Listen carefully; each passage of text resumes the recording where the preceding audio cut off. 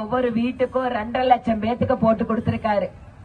ஒவ்வொரு குடும்பத்திலையும் 3 பேர் இருந்தா 15 கிலோ அரிசி, 4 பேர் இருந்தா 20 கிலோ அரிசின்னு இலவசமா சாப்பாட்டுக்கு ரேஷன் கடையில அரிசி கொடுத்துட்டு இருக்காரு மோடி ஐயா.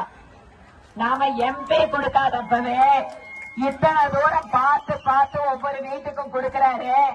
நாம எம்பியா செந்தில்நாதன் அவர்களை தேர்ந்தெடுத்தா இந்த தொகுதியில மக்களுக்கு என்ன வேணும்னு பார்த்து பார்த்து பண்ண மாட்டாரா? யோசிச்சு பாருங்க.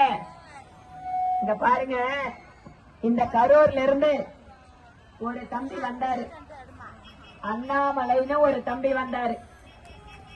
அந்த தம்பி பாரதிய ஜனதா கட்சியில சேர்ந்ததால இன்னைக்கு மாநில தலைவராகி இன்னைக்கு பாரத பிரதமர் நரேந்திர மோடி அவர்களோட சேர்ந்து வேலை செய்யக்கூடிய ஒரு பாக்கியம் வந்திருக்கு. இன்னைக்கு கோயம்புத்தூர்ல அவர் வேட்பாளரா நிறுத்தப்பட்டிருக்கார். இன்னொரு தம்பி வேறொரு கட்சியில இருந்து நல்ல அரசியல் அனுபவத்தோட மக்களுக்கு நெருக்கமா வேலை செஞ்சு பிஜேபிக்கு வந்திருக்காரு. நம்ம அன்பு தம்பி செந்தில்நாதன் இன்னைக்கு கரூரினுடைய வேட்பாளர். இத பாருங்க, இந்த ஊர்ல இருந்து 2 இளைஞர்கள் வந்தாங்க. ஒரு இளைஞர் இன்னைக்கு கோயம்புத்தூர்ல நிக்கிறாரு. நிச்சயமா அந்த தம்பியை நாங்க ஜெயிக்க வைப்போம்.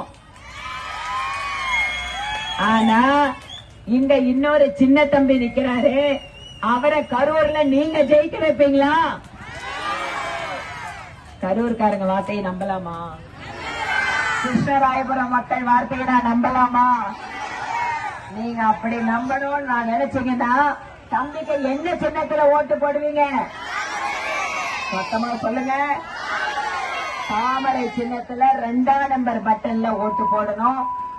நாம கரூர்ல இருந்து எம்பி ஜெயிக்க வைக்காமையே மோடி அவர்கள் ஒவ்வொரு வீட்டுக்கும் தேடி தேடி என்ன வேணும் அப்படின்னு நாம சொல்லாமலேயே நம்மளுக்கு இத்தனை திட்டத்தை கொடுத்திருக்காரு.